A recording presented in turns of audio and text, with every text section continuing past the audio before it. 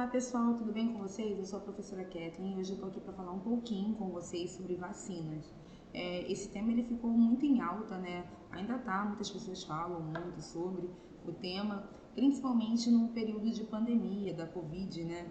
Muitas pessoas conversavam sobre o assunto, muitas informações, e aqui nós vamos falar um pouco sobre verdades e mitos, principalmente em tempos de fake news, né? Esse momento que a gente tem aí um acesso à internet, acesso a meios de comunicação, isso facilita muito a nossa vida, desde que a gente saiba usar, desde que a gente saiba mexer, né? E saiba também a origem das informações. Uma coisa muito importante da gente ver sempre é a fonte, de onde está vindo a informação. Dependendo de onde está vindo a informação não é tão real assim, né? Pode não ser tão real. Por exemplo, aquelas correntes que vêm no WhatsApp. A gente tem que ficar atento a isso. E aí eu gosto muito dessa charge. Essa charge fala assim, uma pessoa indo ao médico, né? E o médico falando para a pessoa, entregando o remédio, que é a informação, serve para todas as doenças, tome para o resto dos dias da sua vida. A chave de tudo é a informação. A gente precisa dela para conseguir entender tudo o que acontece, o que é bom, o que é ruim. A informação ela vai ser sempre primordial. Quem não tem informação deixa até de receber muitas coisas, né? Deixa de ter muitas coisas, deixa de ganhar muitas coisas, alcançar muitos locais por causa da falta dela. Então, informação sempre vai ser o melhor remédio, até mesmo para a gente não cair em qualquer fake news que aparece por aí, né? E deixa aí a nossa saúde em risco. Às vezes aparecem informações, que alguém morreu tomando determinada vacina, e você precisa averiguar exatamente o que aconteceu. Ver o que aconteceu, ver se aquela pessoa era alérgica, ver o que aconteceu com ela, se ela tinha um sistema imunológico abalado e por isso ela teve essa reação com a vacina, ou se nem foi a vacina que levou a pessoa a óbito. Ou seja, se informar, sempre se informar. Provavelmente, principalmente durante o período da pandemia, né, vocês ouviram falar de surto, epidemia, endemia e pandemia. São alguns termos que foram bastante usados e que são bastante usados, né? E são termos diferentes. Surto é diferente de epidemia, que é diferente de pandemia, que é diferente de endemia. O que acontece?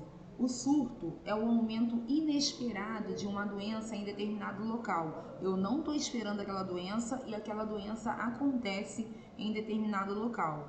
Epidemia é quando ocorre vários surtos em várias regiões. É uma epidemia. E pandemia é quando a epidemia, né, ela já se tornou global, já atingiu níveis globais, mundiais. Por exemplo, a Covid, a gripe A, se tomou uma proporção global, mundial, a gente chama de pandemia. E endemia é uma doença que é característica de um local, ela sempre acontece naquele local, a gente já espera aquela doença naquele local e geralmente as pessoas que vão para esses locais, né, elas já até tomam as vacinas para evitar que contraiam determinada doença. Por exemplo, a febre amarela no norte do Brasil. É uma doença endêmica de lá. É uma doença que acontece com bastante frequência e que a gente já espera. Aqui tem as principais epidemias, né, que se tornaram algumas pandemias pelo mundo. A varíola, a gripe espanhola, a febre amarela, a influenza A. E aqui eu coloquei as epidemias de cada século, né? Peste negra em 1347, cólera 1817, gripe espanhola 1918 e em 2020 nós tivemos aí a Covid. São as principais epidemias de cada século, algumas que se tornaram pandemia, né? E como por exemplo a Covid. Ela começou como um surto lá em determinada região da China, aí depois virou uma epidemia, porque eram várias regiões que estavam com a doença, e depois tomou uma escala global, mundial, e aí já virou uma pandemia. Em relação ao histórico da vacinação, só para a gente ficar ligado, né? A vacina já é algo bem antigo. A primeira vacina que foi feita, foi fabricada, foi a vacina contra a varíola em 1798. Em 1804, nós tivemos aí a vacina da varíola sendo transportada aqui para o Brasil. Em 1885, nós tivemos a vacina contra a raiva, o desenvolvimento da vacina contra a raiva. E aí, em 1909, o desenvolvimento da vacina contra a tuberculose. Essa imagem aqui é de uma pessoa com varíola, tá, gente? A varíola era uma doença que ela mexia com o sistema nervoso, ela mexia também com a pele da pessoa. A pessoa ficava com feridas, com a pele como se estivesse necrosando. Em 1933, a vacina contra a febre amarela foi descoberta, e aí no ano seguinte ela já estava no Brasil. Em 1949, a vacina é inativada contra a paralisia infantil, e em 49 atenuada também contra a poliomielite, paralisia infantil, que é um vírus, né? O vírus da paralisia infantil, ele atinge aí o sistema nervoso e deixa, principalmente as crianças, bem debilitadas. As crianças que contraem essa doença novas, elas acabam podendo ficar com algumas sequelas, como a gente viu essa figura aí. Como é um vírus que atinge o sistema nervoso, ele pode provocar vários danos aí à saúde da criança, porque o sistema nervoso é o controlador do nosso corpo, então pode deixar sequelas no andar, sequelas na audição, sequelas na fala, enfim, deixar sequelas em vários locais, né, do corpo. O último caso de varíola do país foi registrado no Rio de Janeiro em 1971. Em 73, nós recebemos a notificação da OMS, Organização Mundial da Saúde, de erradicação da doença. Mais uma vez, imagens aqui de como a doença ela deformava mesmo o rosto da pessoa, ela criava bolhas, né, e deformava o rosto da pessoa. E aí a varíola ela foi considerada erradicada, recebemos esse selo, né, esse certificado de erradicação em 1973. Brasil, não sei se vocês já ouviram falar nisso, mas o Brasil ele é referência mundial em vacinação desde 80, quando foi adotada uma estratégia de campanha de vacinação contra a poliomielite, paralisia infantil, e aí reduziram bastante os números de casos, né? Reduziram assim muito mesmo, e aí outros países do continente começaram a seguir o Brasil, começaram a fazer a mesma coisa que o Brasil estava fazendo em relação ao controle com as campanhas de vacinação. Por isso que o Brasil é considerado referência mundial na vacinação. E a gente não quer perder essa referência, né? Em março de 89, o Brasil ele confirmou o último caso, né, de poliomielite no território nacional. O último registro no continente americano foi um pouquinho depois. A conquista só foi possível também graças à vacinação em larga escala, que aí deu pra gente esse selo, essa certificação de eliminação da doença. Então, em 1989, o Brasil confirmava o último caso de poliomielite em território nacional, antes mesmo do último registro no continente americano. Ou seja, o Brasil foi um dos primeiros aqui a encerrar com a poliomielite. Depois, o continente americano recebeu o selo. É um problema, né, que eu sempre falo, é que essas doenças elas podem voltar a qualquer momento devido ao movimento anti-vacina, devido às pessoas que têm medo também da vacinação. E a gente sempre tem que levar em consideração que existem muitas situações que envolvem essa não vacinação, esse medo da vacina. Muitas histórias foram contadas, né? Histórias assim, sem fontes, e é importante sempre a gente verificar a fonte, porque essas histórias, elas são contadas e aí depois que uma pessoa escuta e acontece algo diferente na família dela, na casa dela, ela acaba levando isso para a vida dela, né? E o movimento anti-vacinação, ele acontece porque essas histórias permanecem. Uma pessoa escuta, leva isso para a vida e vai propagando, outras pessoas vão escutando, vão vendo que aconteceu com elas, algo parecido, não investiga exatamente o motivo e coloca a culpa na vacina, nem sempre é a vacina.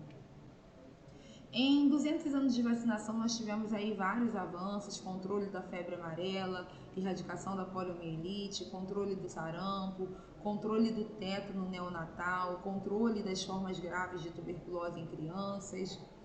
É importante a gente lembrar que a gente tem um quadro de vacinação, mas que esse quadro ele muda de acordo com a situação vacinal, né? Nós vamos ter campanhas de vacinação de acordo com cada ano. Então é sempre importante dar uma olhadinha no site do Ministério da Saúde. Aqui eu listei esse quadro aqui, se eu não me engano é de 2018, as vacinas para criança, ao nascer, aos 2 meses, aos 3 meses, 4, 5, 6 meses, 12 meses, 15 meses.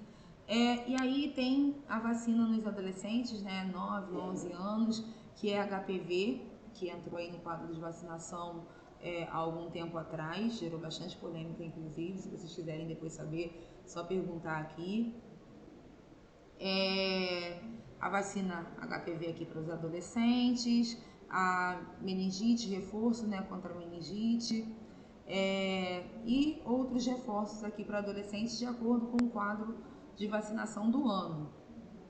Gestante também de acordo com a situação de vacinação dela e do ano que ela está gestante, né? Hepatite, dupla bacteriana, tríplice bacteriana.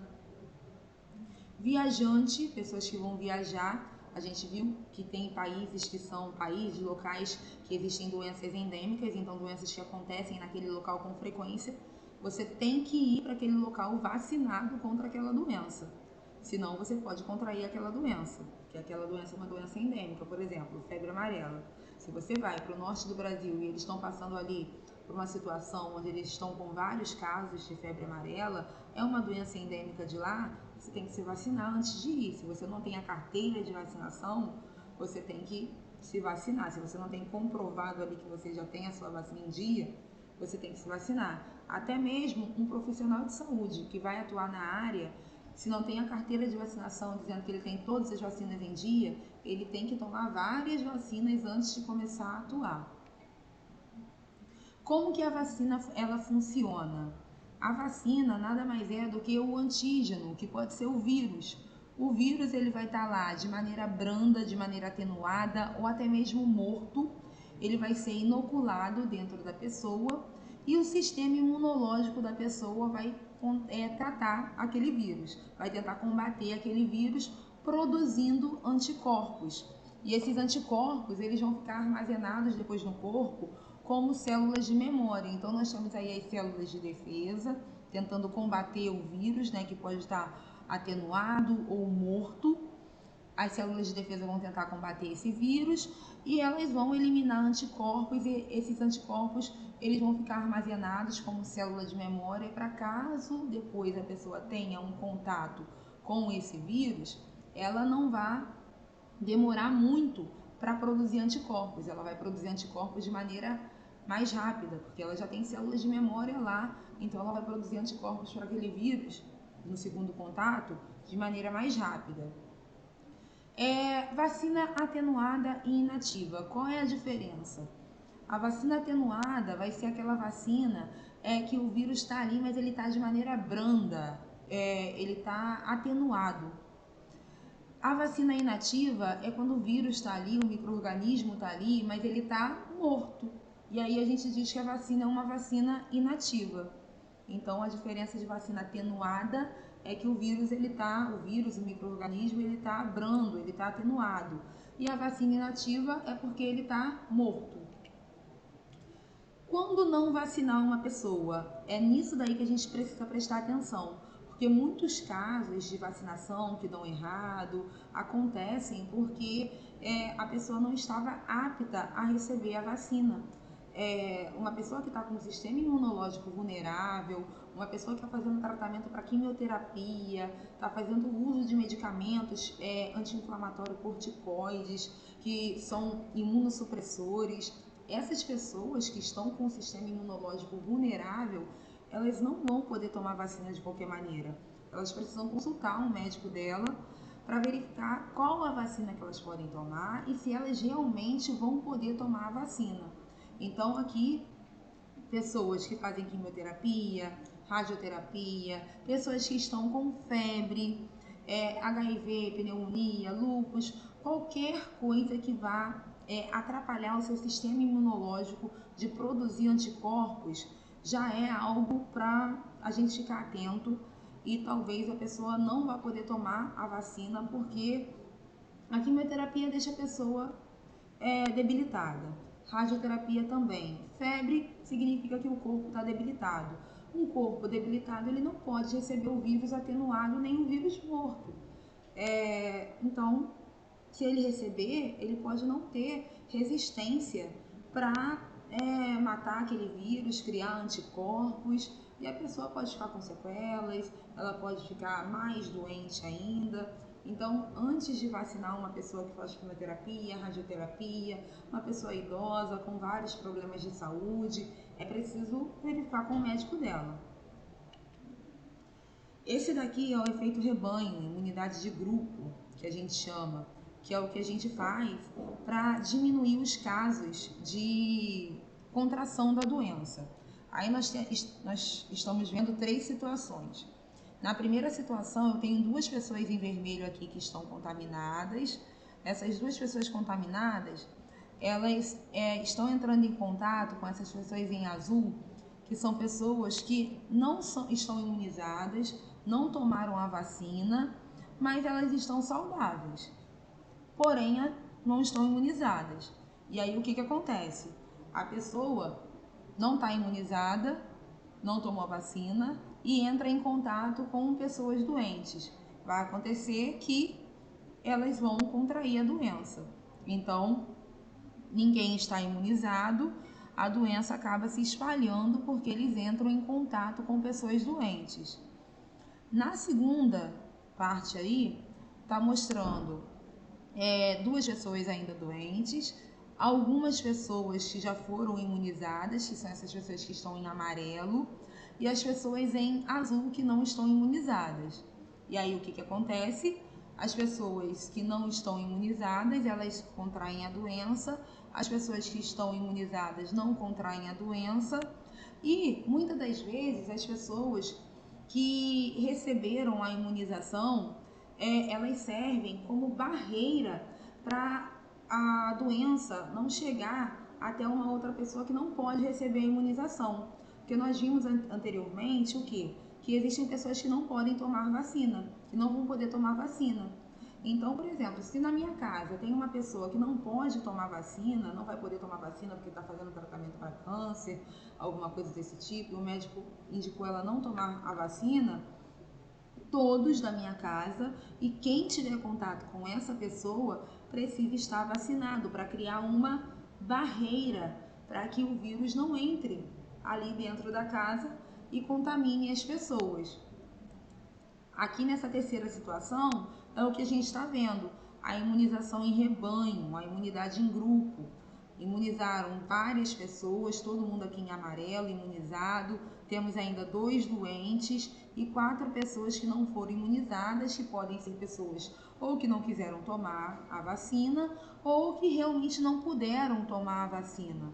E aí o que acontece? Acontece que as pessoas que foram imunizadas, elas servem de barreira. Elas fazem com que o vírus ele não se espalhe com tanta facilidade, porque se está todo mundo imunizado, o vírus não tem onde ficar ativo.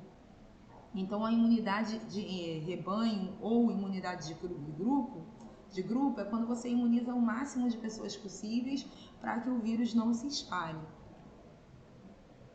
Na atualidade, nós temos aí agora a Covid, o pessoal falando bastante da Covid, já foram várias vacinas, né, a Coronavac,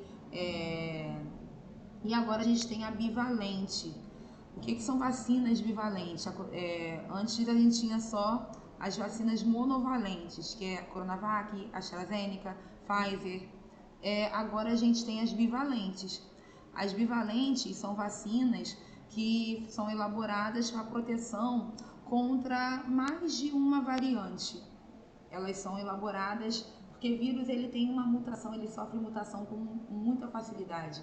Então, as bivalentes elas acabam protegendo a pessoa contra mais variantes. O desafio atual é a gente acabar com esse movimento anti-vacinação, não na força, né? A força, a gente não tem que fazer isso à força, a gente tem que entender o porquê que as pessoas não se vacinam, o porquê que as pessoas não estão vacinando os seus filhos e tentar explicar qual a importância da vacinação, mostrar para elas o quanto nós progredimos com essa questão da vacinação. E o nosso desafio também é não voltar ao tempo, não permitir que doenças antigas, graves, como a varíola, voltem a matar jovens, adultos, enfim. A gente não quer voltar, retroceder, a gente quer prosseguir com saúde, com ciência e com responsabilidade, tá bom, pessoal? Essas informações eu espero que tenha sido interessante para vocês. Caso vocês tenham qualquer dúvida, podem deixar, podem anotar, depois me perguntar ou deixar aí que a gente tira, tá certo? Tchau, tchau, até a próxima.